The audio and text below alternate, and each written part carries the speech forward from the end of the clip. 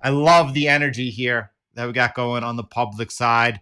I talked about lately, I want to start doing different segments. I want to do 1 day a week focused heavily on Bitcoin. Obviously, we're looking at the corn every day, watching our positioning. By the way, right now, still holding Bitcoin bull runs in an open position, still holding IBIT in an open position. And now we have the 8 hour, all four templates pending long. 7 hours from now to join Solana on the long side, Ethereum over 50% open unrealized gains. Love to see it. I like to see it. Honeymoon across all the markets. NASDAQ here is, Trump said it's going higher. He said it's going higher. It's going higher. It's going higher. Markets will go higher. It's going to go a lot higher. Republicans getting ready to pass their tax bill. We're looking at right now in Saudi Arabia, President Trump has landed with a who's who of tech CEOs, including Sam Altman and Elon Musk. I'm sure Zuckerberg's there. I haven't checked or anything like that. Saudi's committing to, the headline number I saw is $600 billion worth of infrastructure investment. By the way, it doesn't stop there. Look at, if you notice that oil's been bid, this could be because markets are currently risk on and likely has a lot to do with that. And also has likely a lot. Did you notice that the Saudis, ever since Liberation Day, ever since April 2nd, Liberation Day, they had increased their oil output. Now, in the last few days, we learned that the U.S. is getting ready to fill their strategic petroleum reserve. It turns out Biden was right. I mean, a lot of people say what Biden did in draining it was a political move. Well, I'm going to say that they drained it much higher and they're looking to refill it much lower.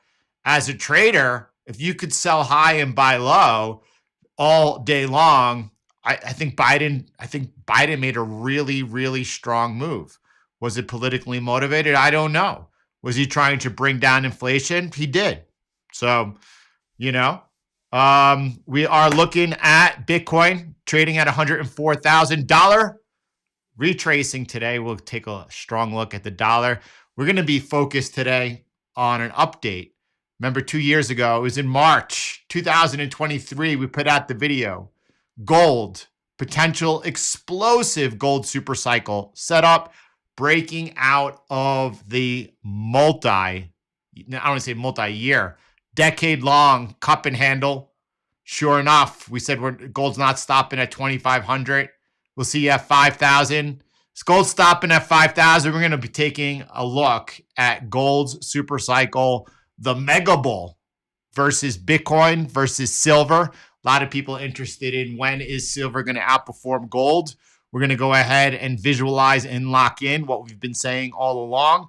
I stick by it and stand by it. It's going to help protect a lot of people. Not much different than when's the right time to go into alts versus Bitcoin. And then we'll take a look at gold miners as well. Going to try to do some regular sessions, weekly sessions on gold, silver. I don't know if I could do weekly sessions on energy, but I would like to eventually weekly sessions on the stock market, a weekly session focused out on Bitcoin, and then, of course, incorporate everything every day as we discuss and look at the markets. Sure enough, we don't have, Michelle, yes and no, potentially. But I was looking, because we're going to be taking a look at gold versus Bitcoin. And I was looking at a very old template we did back in 2022 on gold. And we did one on Doge and Bitcoin. And we have that. Those are old templates. We'll take a look at them in just a moment. Yeah. I mean, look, he drained the reserve at much higher prices. And depending on when we get to refill them, I mean, right now, actions are being taken to set into motion, not only refilling the Strategic Petroleum Reserve. Hey, do you think that the Keystone Pipeline is going to come online? I do. Ain't that going to be nice? And then we're going to see, not only that, they're looking to spend $200 million or so on updating the infrastructure of the Strategic Petroleum Reserve. Seems like all good stuff. And, it's a really good thing when you're able to drain something at higher prices and then refill it at lower. I think the Saudis are happy. The Saudis are, hey, listen, we will increase our output in order to fill your reserve. We like that. We're in the business of selling oil. And if you're going to buy a bunch of oil, we'll produce it for you. You know what? Are you looking for an investment into your infrastructure over in the... Absolutely. We're going to do more than a fist bump. We're going to lay out the carpet for you. We're going to make this an absolute honor, and we're going to go ahead and we're doing business. That's what we're seeing right now. Markets for sure are happy today. NASDAQ trading at 21,316. What else did he say? What else are the headlines? So Congress on the verge of passing the biggest tax cut in history. It's going to pass. That's on its way. The tax bill will be a rocket ship for U.S. economy. Hey, no taxes on tips, no taxes on overtime, no taxes on Social Security. People will have issue with everything, and everything is just the way the world is. Those are good things for sure. Adding, I don't know, is this I said 600 billion to you, 1 trillion of investment into the U.S. potentially, and could be. I didn't mean to click on that. And then obviously we know that the CPI today came in once again better than expectations. And I just want to look, this is 3 months in a row. We called the top of the highest prints when everyone was. I think that this is probably the lowest print. You could even see things like oil rising now, right? And going back, we had that massive advantage of oil coming off. And then we had a few months of lower prints. That's going the other way now, as well as we potentially are going to see some prices of tariffs passed on to the consumer. That should bring up some one-offs. My expectation next 2 months, or the month after, I should say, that we're going to see some higher readings. Don't worry. My belief is overall that is going to be faded, but at setting expectations, this might be the lowest print for a moment. What else are we looking at? 10-year is soaring. Yields are definitely rising over here. Probably unlikely towards the top of where they're going to stabilize, right? And you can see this structural line of resistance we're into. Could we break back above? Yeah, but I think that we're getting to an area over here where I think we're going to be in this range. This is a good time probably to be looking for. Or is that pricing in that higher inflation that I'm just talking about? Maybe, I don't know. But longer term, this year, U.S. has a bunch of debt to refinance. $7 trillion of debt it needs to roll over. Another $2 trillion of new debt it needs to issue to fund the government. They need rates lower. They're going to get rates lower. Now, I know that not everyone agrees with that, because right now everyone is talking about that ultimately we're in a secular bond bear market. Likely so. I mean, that started all the way back in 2020, right? But right now, we're getting towards the portion where they need to refinance the debt. They're going to find a way to get them lower. They have tools at their disposal. The Treasury sure does. By the way, did you see that the U.S. had its second largest surplus in April on record? Now, the majority of that came from tax on capital gains. Now, if Trump is able to make the markets go higher, a lot higher, well, then next year you could expect some more of that. But very few, like $8 billion of tariff money was collected in April. That, however, might give the Treasury the ability collect some tariffs over here each month, a little bit more of buybacks on treasuries, like we saw last month, and Treasury announcing that they're going to be a little bit more active in the buybacks. And then, of course, they could just ease the bank's collateral standards, and you could see a strong bid come into the market. Obviously, longer term, they're working on things like the stablecoin market. I'm going to say growth. The stablecoin market's going to grow enormously. That puts a bid into treasuries. But I digress. I digress. Yeah, listen, we got a pending FOMO. I don't think there's FOMO here. I think that if you're like me, you're like, oh, Bitcoin just signal just went off. I was like, what just happened? I meant to be onto this chart over here. So let me just come back and walk it back over here. And we have a pending long on NVIDIA. NVIDIA is like shooting the moon today. NVIDIA opened over here. I was like, wow, that's a huge gap up. And of course, right now, as the Saudis are looking to spend a bunch of money building data centers, AI in the US, NVIDIA is like, okay, we could supply the chips. We love that. And NVIDIA here is rocketing.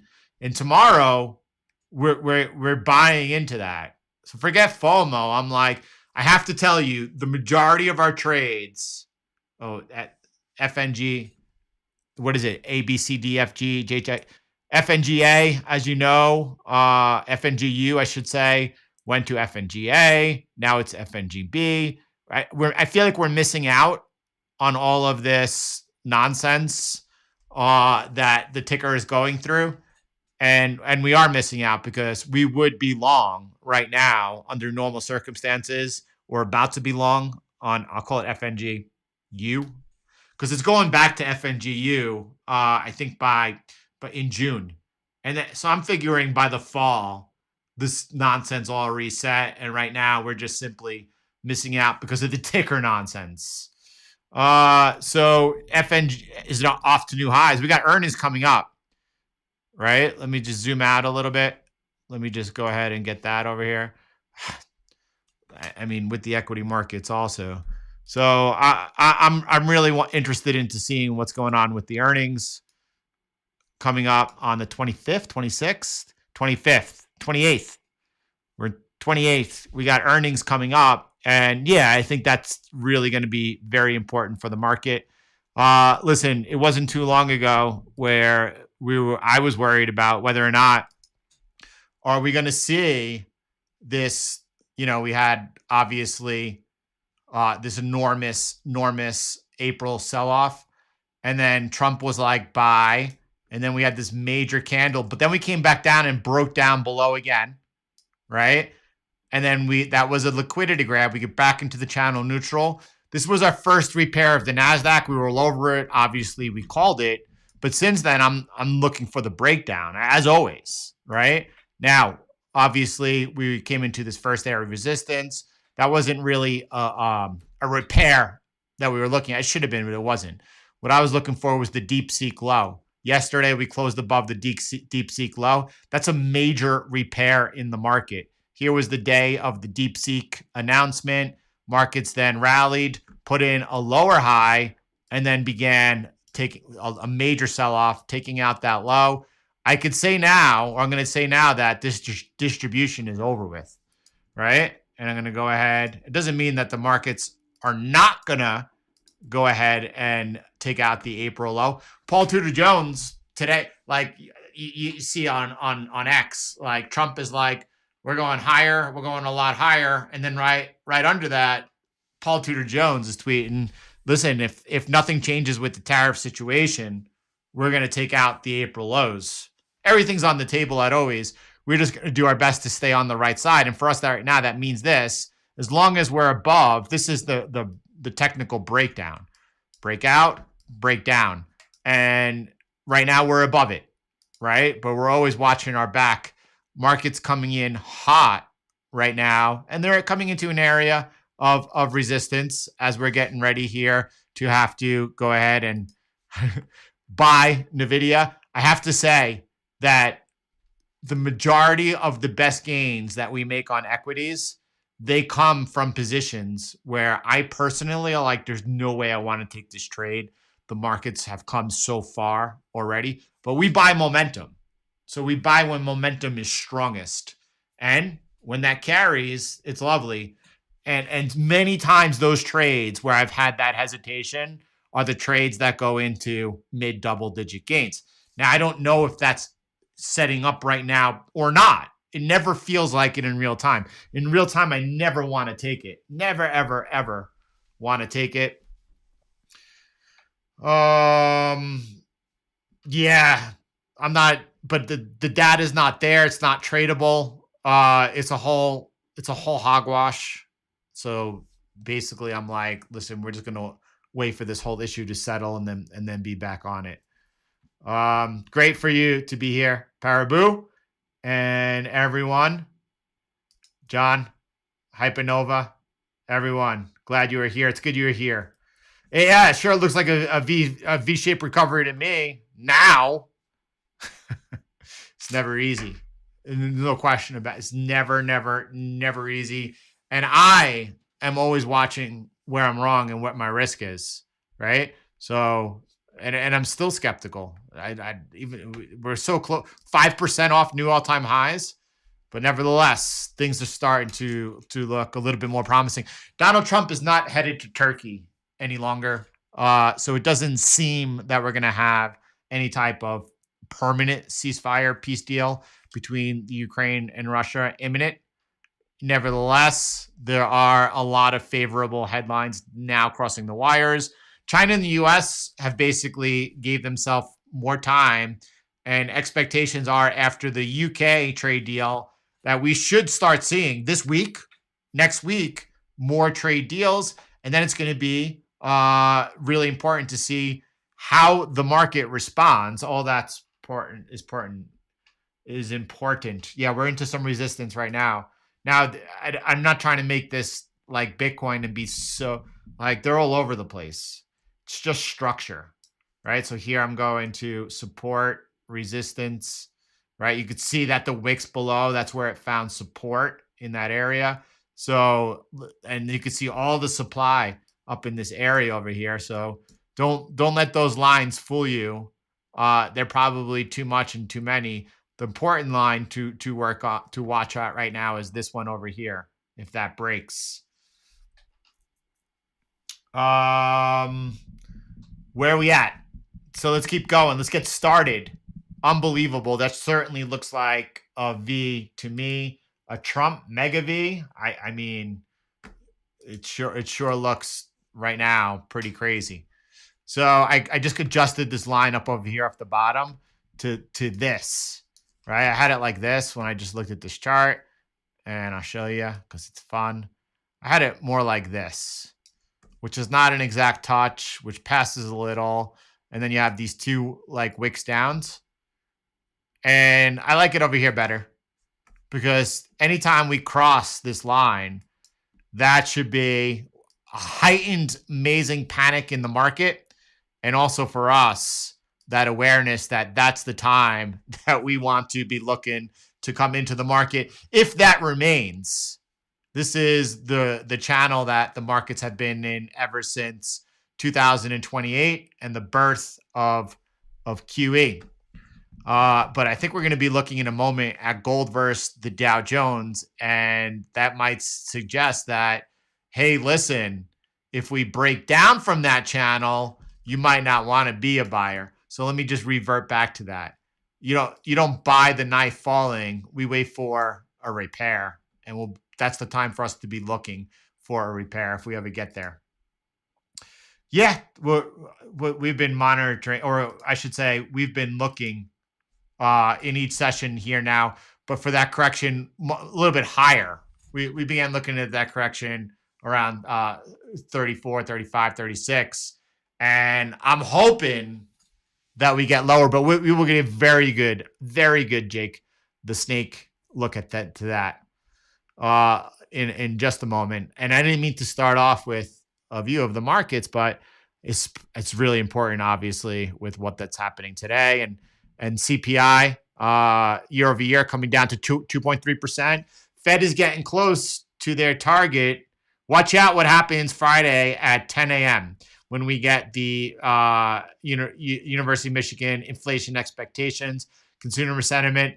That data point, which is normally orange, is that they now have it red this week, but I often see turns of the market. We have Powell speaking on Thursday, and we also have core PPI inflation readings and retail. Don't forget, we want to see the consumer is in the market over here. So lots to work through from a high data event perspective today. We saw Look at this. We saw DXY not coming to a clean touch over there, but hey, did I miss that over here? I don't have a touch up there. My eyes are focused on above right there. And I'll say that, see that? That was my work was off. We went short over here, reverse long, taking profits over here, and now waiting for confirmation or a breakdown. A breakdown would be a breakdown from here on the DXY. You're looking at US dollar net short positioning increased to $17 billion this week. I don't have it up for you. The euro just broke down out of a channel versus the US dollar yesterday, which happens to be right around the levels that the DXY bottomed in 2023 and 2024. Look, I don't know that this suggests that we're going to see a bottom in the dollar. I know that we're just following the technicals, and we took an underbelly right over here. Let's do our best to stay on the right side. The dollar, much like the NASDAQ, has been in that channel since 2008. Look at this. The dollar has also been in this is linear. Let me get rid of this I felt like saying garbage was a bad word. I was like, oh, let me protect myself. Let me protect your ears. So the dollar has been in this. Don't use linear when you're zoomed out. This is linear, and it's linear because it has the structure of the market. For whatever reason, I have no idea. And look at this. We just bottomed out towards the bottom area of that channel. So is it possible that the dollar breaks down further from over here? I wouldn't be surprised at all, actually, if we are seeing gold entering to this mega bull market. Bitcoin's going well with it as well. But the dollar could have remember, we said that we are looking upon resolution of trade deals for the dollar to bounce on that. But once all that's resolved, there's a good chance that the dollar then begins a multi-year sell-off. We'll have to take it as it comes. We'll have to watch it. Let me zoom in right now and look at what we're watching. And we saw that this is what we were trading off of on this breakout right over here. The confirmation on this chart was a little bit higher, and you could see that we came into resistance. We're just retesting right now. This is all super healthy. The only thing that we're watching for is if we break outside of, it looks like a bearish continuation pattern to me so far, even though we're long. So always skeptical, 10-year is into an area of resistance. Yields could continue to sell off. I wouldn't be surprised. I just want to check briefly on oil, and I guess not much else to add or say on that, but my eyes are on oil as well. This is from Jim Simmons, and the founder of Renaissance Technologies, and the system is always leaking, and we keep having to add water to keep it ahead of the game. This one sticks with me. I'm paying attention to it. All right, let's get back into our session here as dollar is selling off. Bitcoin consolidating right off all-time high. Treasuries selling off today. Oil is bid. Gold looks like it's setting up for a bear flag right over there on the 2-hour. And then we're seeing equity markets over here pinned off their high. Our positioning is finally Tesla getting some follow through off of this morning's entry. TQQQ extending out its legs, and NVIDIA getting ready to buy into a massive vertical candle. Close your eyes, closing my eyes. Bitcoin right now, it could be flipping between pending buy on the 8-hour time frame and not over the next signal period, the next 7 hours. Ethereum is holding a massive 52% open position when everyone gave up on Ethereum, and Solana is holding a nice 7%. IBIT forward testing here for the solution for the spot ETFs. It got a nice position on this one. Bitcoin bull runs currently in the market, suggesting that upside momentum has the ability to continue. Buy side boost is going to show that everything but Bitcoin is in the market. Ethereum holding 52%, Solana 7%. All of our 8-hour templates currently pending long just recently within the hour are now waiting. So Bitcoin saying you got to prove yourself to the upside. Ethereum's holding this position, not even close to letting it go and or closing it at this point. And then that was just some TA sketches of Ethereum. Cardano is the missing link, and this looks like some rounding bottom, bear bull flag behavior. We'll see if we get an entry on that in the next 24 hours. And Solana here is holding. Let's get into our gold super cycle, the mega bull versus silver versus Bitcoin, and the miners. We're going to start over here with this chart of the Dow Jones versus gold going back the last 120 years, 25 years. And so first things first, I'm going to go ahead and just put this into log, right? And then I'm going to go ahead and just draw some lines over here. Upside resistance, really, really important. Should we, right? Like I'm right now mega bullish on gold. I don't think that I said I'll see you at 5,000. I don't think we're stopping at 5,000, but we'll get into all those specifics in a little bit. If at any point in time we see equity markets, right now it looks like we're seeing obviously a rotation into gold from equity markets. But if we see the reverse at any time, and as we come towards that upside resistance, that's a really strong reminder that you might want to go heavy into the physicals. And then over here, just adding a line at the bottom. This is from all the way back in the 80s. What was going on? Let me reverse 1 second and come back over here. And you know that this was the massive roaring 20s that led to the massive sell-off and Great Depression. Right over here, they make holding gold, or they confiscate people's gold. But that was more along the lines of equity markets here after their depression going off into a major bull market up until the 70s. And in the 70s, when we ran into that inflation, you saw that gold massively outperform equity markets and then roared up into the dot-com bubble and then burst. And then the birth of QE down over here finally was the trigger that led for equities to outperform.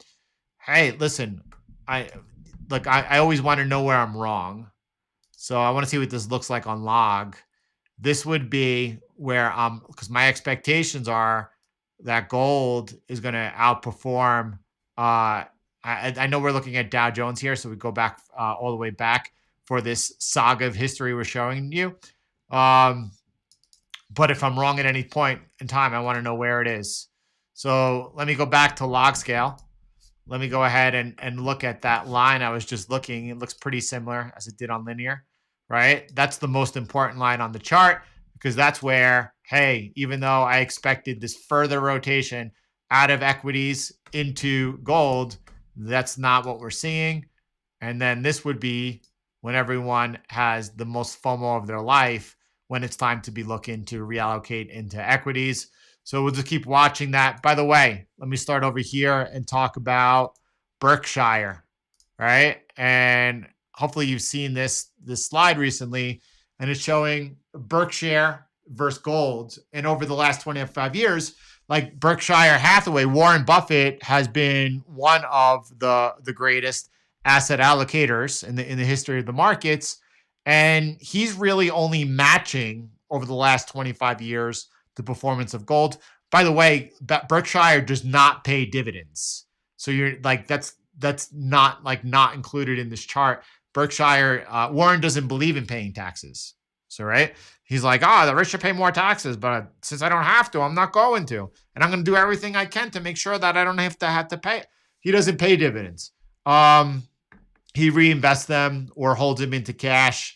I think, anyway, I was getting to Warren holding treasuries and why, but I'm not going to get into that as well. And then you look at what we've decided to do and what we focus in on. and I have over here Bitcoin. I have over here FNGA. I could add in over here, of course, Tesla, right, which is very similar. I could add over here NVIDIA. I don't have NVIDIA and Tesla on because they're moving so hard, it'll just move off the chart. And here, there's Berkshire, right? And if I add in gold over here, you could see that gold and Berkshire are basically not the last 25 years, but even the last 7 years, they're just neck and neck, right? So I feel like our allocation and what we choose to tee off of, when I say tee off of, what I mean is that we have over here, we have Bitcoin, Ethereum, Cardano, Solana, and then we have the select tech, TQQQ. We love the indexes because they're always reallocating. By the way, we're looking at Coinbase getting ready to be included in the S&P 500. Could be MicroStrategy soon enough, one day. And if NVIDIA turns into Cisco, NVIDIA, first of all, we would crush it on the descent down as we do on the short side. Here's 2022 bear market. And you can see that we're able to make, a bear market on an index. We're just out of the market, preserving capital is a buy side only. Tesla too in a bear market. And if it were not to continue, meeting our expectations, but with things like the robotaxis and the optimists, I am pretty bullish on the future of Tesla. I digress. I think we've chosen Bitcoin and select crypto and select tech that we expect are going to outpace the devaluation of the dollar. When you add our ability to know when to be in the market, when out on one side, we give ourselves the ability and potential to outperform the greatest over time. And as well as you don't know when we're going to enter into a lost decade. A lot of the smartest people in the space that I know believe that we are on the verge of entering into a lost decade. Could be. I don't know. I just know when to be in the market and when out. So let's keep going. Something different's happening though, right? Something's different happening. Look at this chart over here. You're looking at gold share of the world's total foreign reserves. And something during this bull market, I call it the super cycle, the mega bull that's happening in gold right now. You could see over just between the election of Donald Trump and March, world foreign reserves bought 110 million ounces of gold. Russia's not reporting. We know Russia's been stacking for the last 15 years. We know China's stacking. What they're stacking, we don't know. We don't think that they report what they really have. US probably the same. Nearly the same amount of gold that's stored in Fort Knox in just 3 months. Obviously here, sovereigns are at the bid, and or was that gold just rehypothecated home to the US? So not only nearly the same amount of gold stored in Fort Knox, but was that the gold stored in Fort Knox bought home? I don't know. I'm getting a little bit conspiracist here. So we'll move on for that. But something is different is happening. Here's the cup and handle that we brought up right now. And we're going to look at silvers in a little bit. And then, let me talk about the magnitude of gold over here. And when you look at it in relation into this chart, and I got Berkshire down there, gold over here, and you could say, well, since 2023, March 2023, Jordan, you put out that video. Yeah, gold's up like a little bit. It's up a lot, but when you look at it in relation to Bitcoin or tech, it's not really. However, the power of leverage in the future markets is pretty tremendous. If you would have bought one contract of gold, which controls 100 ounces, right? So like a 50-point move in gold is worth $5,000. So this move up that we've seen on gold since 2023 and the breakout of the handle, right? Not to today's price, but to where it peaked out above its recent high, that would equate to one contract $150,000 move per contract. So the leverage in gold also makes it obviously quite attractive. Now, the thing about gold, and listen, the only reason I was able to see the value of Bitcoin so early was because I valued gold and understood the I don't know what to say it. Like, I'm not a gold bug, but a gold stacker, right? Silver hoper. Anyway, the US wants its dollar system to prevail as long as possible. Therefore, has every vested interest in preventing a rush out of dollars towards gold. By selling paper gold, gold is the most suppressed instrument in all the financial markets. Bankers have been trying in the last few decades to keep the price of gold under control. We're going to look at right now, and in just a little bit, the suppression of silver that's going on and expectations for silver, and when silver will outperform gold. The war on gold has been going on for almost 100 years, but I will explain in the following chapters. It gained traction in the 1960s, forming of the London Gold Pool, just like the London Gold Pool failed in 1969. Interesting, right? 1971, gold, US dollar taken off the gold standard, gold entering into its mega run. The current manipulation scheme of gold and silver prices cannot be maintained for much longer. This is the punchline. After a decoupling of paper and physical gold prices in the next few years, we will see gold prices rise to its full potential.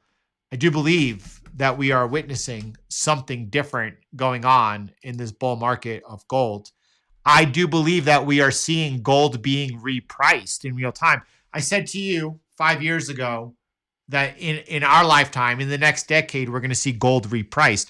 I thought it was going to be like an overnight repricing. It seems to me that we're beginning to see gold repriced in real time. We'll look at some expectations of potential revaluation prices of gold. However, first, let's just move in and look at what's going on the near term over here. There's a 1 hour chart, and we have been watching and waiting for where it might be a time to cool off on gold. I wish I had, and I don't have, I have it right over here. I'm missing my chart of gold on the monthly with the RSI, so we're not looking at that right now, but we're going to focus in right over here, and let me zoom in. And some people might look at this chart and they might be like, what is that? That's not how you draw a trend line. You would draw a trend line like this, Jordan. And I would say to you, maybe, let me go ahead and check if that is there any structure there, because maybe it was going to hit here, but no, that's not a trend line, and there's no structure there. And this is a one-touch trend line. If you remember during the bear market of Bitcoin in 2022, I had that one-touch outermost trend line resistance, and I showed everyone why it's there and how it got there. And sure enough, when that broke, that was when the ultimate confirmation of the bull market took place. But you could see this trend line over here is the structure of this current. What was this, a channel or is this a bull flag? This is more of a channel. This looks like a channel to me. It doesn't look like a bull flag. If you zoom out, you can make the case that this is a bull flag as we've come so far so quickly. But I think it's a channel, and channels usually and often offer deeper and steeper corrections. When I'm wrong, like the breakout continues, when price breaks above this outermost trend line. I don't need this one here. Let me get rid of this. The breakout is confirmed when price ultimately breaks outside of this trend line. When price is able to, where the current RSI is the most overbought, when price breaks above that after dipping below 70, it hasn't dipped below 70 yet. When it does, that's the ultimate confirmation that the next major leg is occurring on gold. My expectations, though, right now is gold is very overbought. Right now, we're seeing major risk-on move occurring, and that mega V shape that's forming on the equity markets. And if that continues, right now, we're going to see, obviously, a higher priority to allocate funds, not into gold, but into something that's going to offer further and more alpha, like equity markets, like Bitcoin. And I hope so. I hope that I've been saying I hope we get a correction back towards the whole number, which is a big correction on gold, 14%, 15% back towards the psychological 3,000 number. I hope we get that. We might not, and we might go lower. So we'll be tracking it. Right now, we're dead center into it. If we get a breakdown outside of this channel anytime, that's when I'm going to get really excited. And then we'll be looking for us to regain it and then put in that repair. That's when I would look to really position myself back into the gold market, because gold isn't getting anywhere close at this point in time to peaking its bull market. The bull market in gold will continue. By the way, Microsoft getting ready to lay off 3% of its staff globally. We're going to see eventually a crack in the jobs market. We're eventually going to see, and right now, market's probably pricing in only one cut for this year after the latest CPI reading, unless we get a surprise from the jobs. The job market is the only thing that likely is going to cause the Fed to change its expectations for cutting sooner. But eventually, the slowdown that started as the Fed began hiking rates in March 2023, which is when we got close to breaking out of the cup and handle, which is when we said this is the time to focus in on gold, continues all the way until the Fed, who's trying to push this cycle as far as possible, has to fold and reinflate the dollar debt-based system. It's the only way to keep the house of cards afloat. When they do that, soon after, gold is going to peak. And then that is going to be the end of this current bull. We're not even close to there right now. This is Luke, aka Lacostas, and he's wondering, how is it possible we have 100 people in here and only 34 likes? Hey, take a second, please. CTM, go ahead and smash the like button. Beautiful entry on CTM 1.0, taking that long entry early. Love to see it. Oh, bunch of always the hardest ones pay off the most.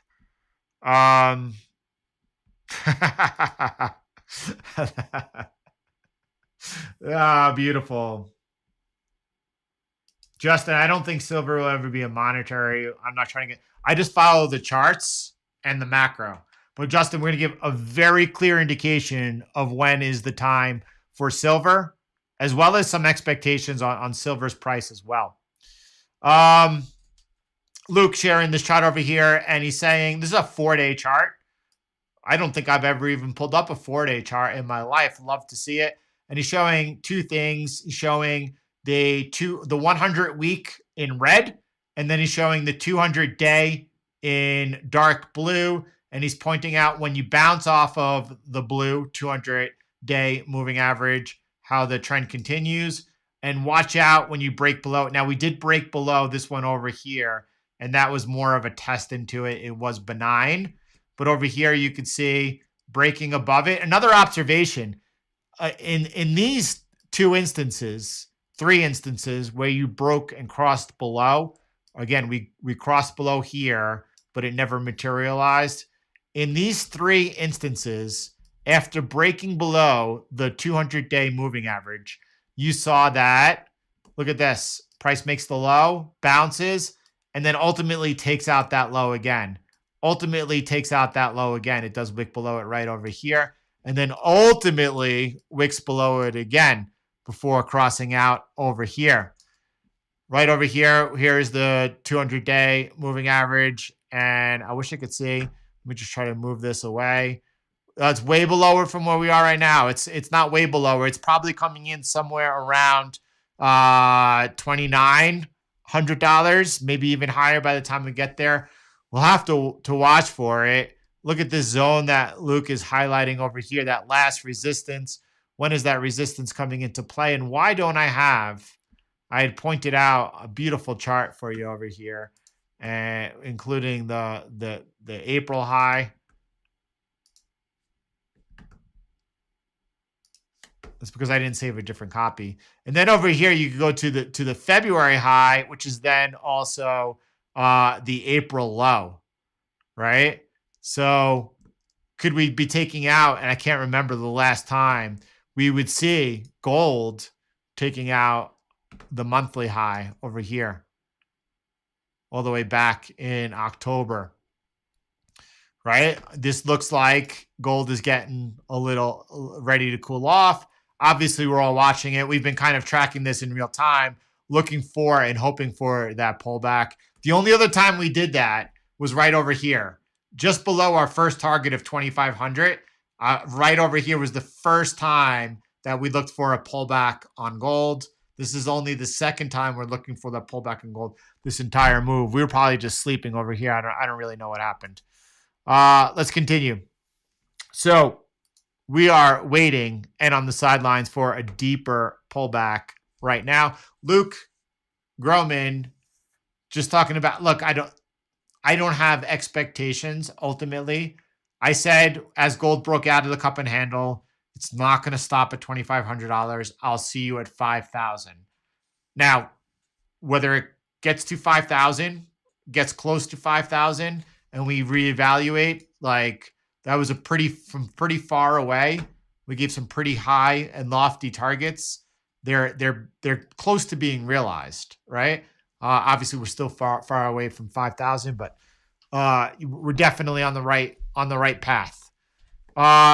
What could gold ultimately go to? I don't have those expectations. I'm going to navigate this through TA and the macro, right? I'm going to put them both together. And again, I'm looking for the ultimate signal for the end of this current bull run to be when the Fed is forced to go ahead and reinflate and massively increase their balance sheet again. So I think we're very far from that. When that happens, though, that's when I'm going to be watching for the peak of the bull run in gold.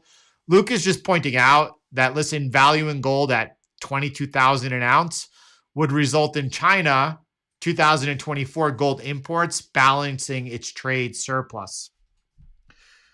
So the reason that people have such a large stockpile of treasury trading partners with the United States is because they have a surplus with the United States. And what they would do then is purchase their treasuries and hold their treasuries. And if we're seeing a trend where, look, this doesn't mean that the treasury market of the US is going to go burst. There are many things in motion that could actually take a bid that was used to be from foreigners and trading partners, like stable coins, and put a strong bid into the treasury market. Everything is fluid. We have to adapt in real time. You can't get caught up in one idea, and we have to make sure that we stay fluid. But it's the same way that U.S. trading partners would keep a surplus of or stockpile of U.S. treasuries. Now that they're trading less in dollars, you know, Liberation Day, we'll see what the ultimate results are. Also, Liberation Day, much like the confiscation of the Russian reserves, much like the weaponizing of U.S. sanctions, it forces people to move towards gold and or eventually Bitcoin. Remember, it was Russia who sold first all its U.S. treasuries and began stacking gold because of the sanctions placed on them. It wasn't like they wanted to do that. They were forced to do that. But we're seeing a direct move out of U.S. treasuries and into gold. You could see how Luke comes to this price. I have no idea if this is going to happen or not or anything like that. Gold has a 5,000-year history of rebalancing trade imbalances. Maybe this time's different. Let's watch. America's perception of best long-term investments. Look, over here, which is interesting to me, back in 2010, this is coming off of the mega bull run in gold, one of the previous, right? 2003 breakout, peaking sometime after QE. And then you saw a lot of people at that point, they view gold very favorably. And then that's starting to rise again. That's interesting to me. If you look at real estate, and real estate ever since the U.S. housing bubble has obviously become a fan favorite. I see a lot of room for real estate to fall, for gold to continue to rise, and especially for Bitcoin. It should be should say Bitcoin, not cryptocurrency. And for Bitcoin to really rise against real estate, Bitcoin, gold, beautiful. JP Morgan is predicting that gold could soar another 80% towards $6,000 with just a shiny shift from U.S. assets. Fueled by Trump's trade war, gold's momentum is unstoppable. Again, I don't have an ultimate price target for the bull, but I'll know when the bull is coming to an end. Silver, a lot of people looking at silver versus gold. 30-year falling wedge. I love falling wedges, but the breakout has not been convincing yet. Look at this. This is, we always watch where we're wrong. You all know this is what I call the CTM 1.0 stop loss, that green line I'm highlighting. If that's going to break, gold is going to continue to outperform silver. Silver right now might have some time in the sun. We're seeing this move. Gold's cooling off.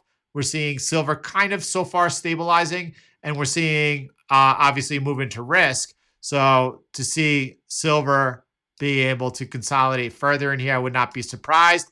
If it breaks out, it breaks out. But likely gold is going to continue. Gold dominance is going to continue to rise. That's my interpretation. A lot of people looking at the miners and they're saying, look, miners look like they're getting, multi-year saucer patterns, a good bottoming pattern. They're getting ready. And we're going to see a move on the miners. Miners are incredibly difficult. I think that so many people who embrace gold consider themselves gold bugs. Peter Schiff, 60% of the portfolio in the miners have just allocated capital completely wrong, misguided. And I think they're very, very, very difficult. We tried in 2022 to come up with a solution. No further work has gone into this.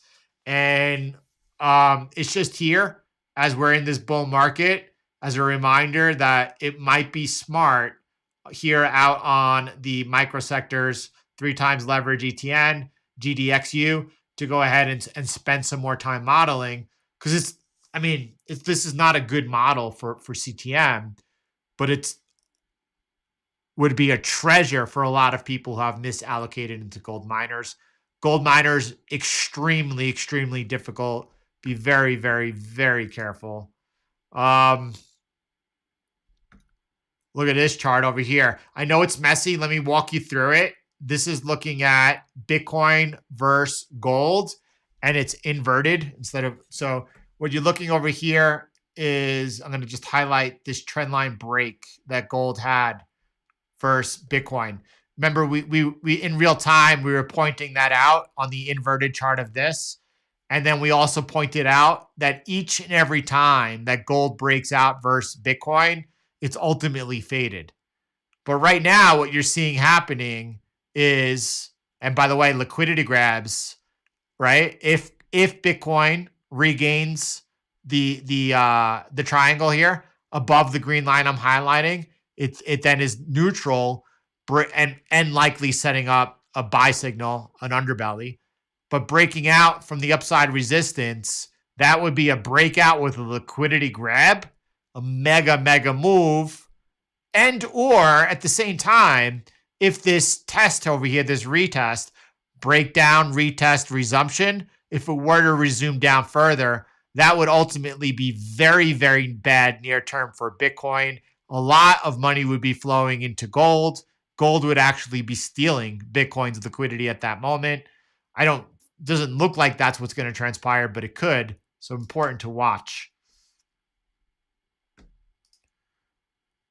This is our gold versus Bitcoin. This is only looking to buy. Here you can see the recent buy, the recent. Here, let me just do a couple of these for you. So here's a breakout versus gold. And ultimately, it was faded with Bitcoin making a new high versus gold. Go ahead and redraw the trend line. And then breakout versus Bitcoin. Gold breaks out versus Bitcoin and is ultimately faded again with Bitcoin making a new high versus gold. And then again, we had the breakout once again. So ultimately it's likely going to be faded, but whether or not we're currently that's going to push through or not remains unknown. This over here, like if you were, and this could protect purchasing power pretty significantly. Look at the bear market over here. This is, imagine allocating into gold, back into Bitcoin, safe, right? Then over here, you get, during the bear market, you get some big moves allocated into gold, safe, gold.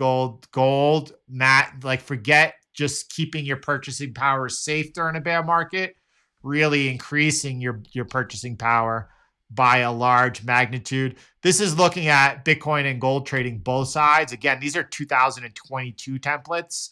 So I don't think they're very good. This is taking the long on Bitcoin and also the long on gold, or I say long on Bitcoin because you would be buying Bitcoin here, right? Even though it's selling the cross.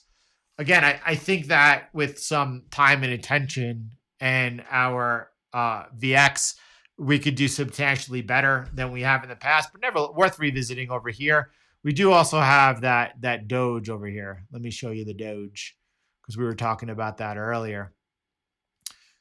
So you can see, look at this, right on time. Again, same thing with this. This is very similar results. Interesting, right? The same results, Bitcoin versus gold, Bitcoin versus Ethereum. And I think we could do better. Nevertheless, a lot of people, if they've had this positioning, would have saved themselves an enormous amount of money. Here's Doge versus Bitcoin. Not very good.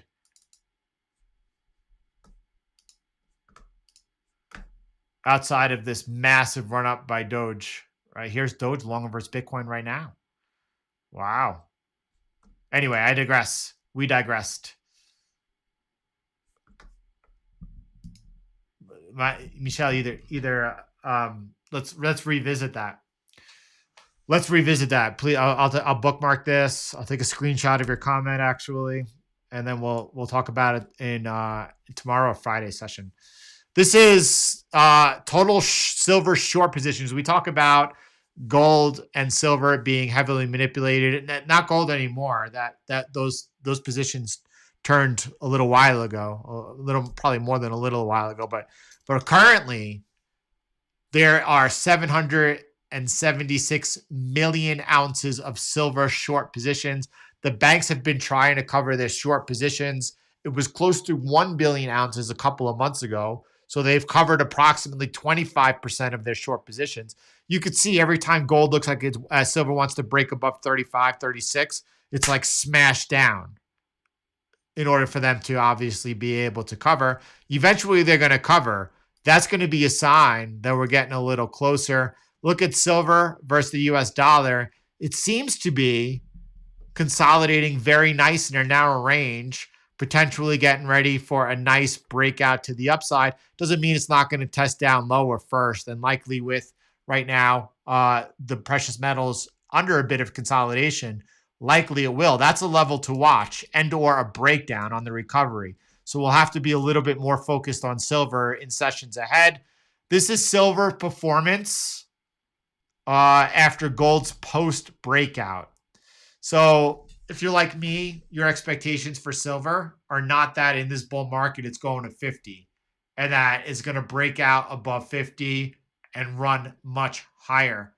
Past data suggests that actually gold had 6 breakouts.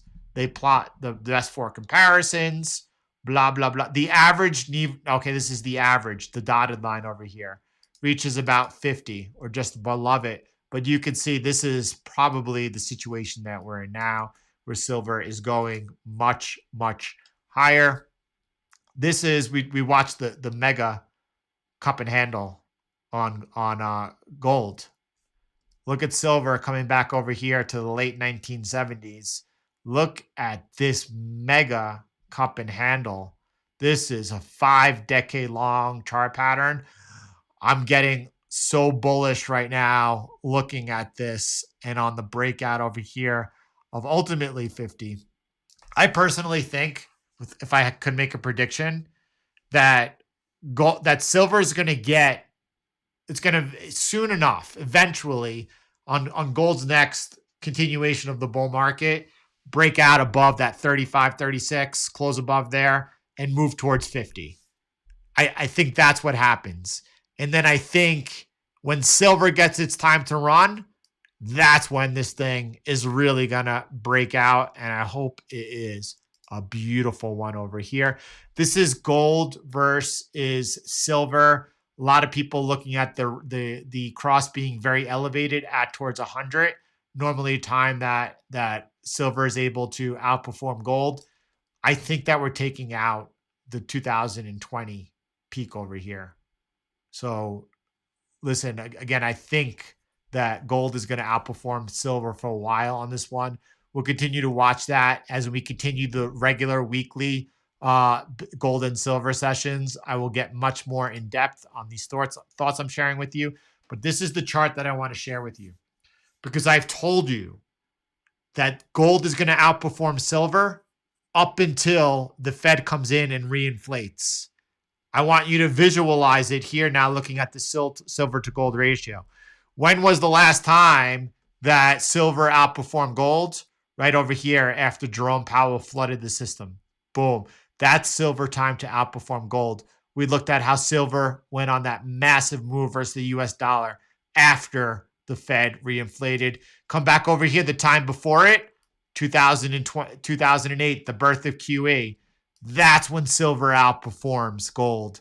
That's the trigger I'm waiting for. You come back over here into the end of the dot-com bubble burst as gold and silver began their mega run, equity markets rising.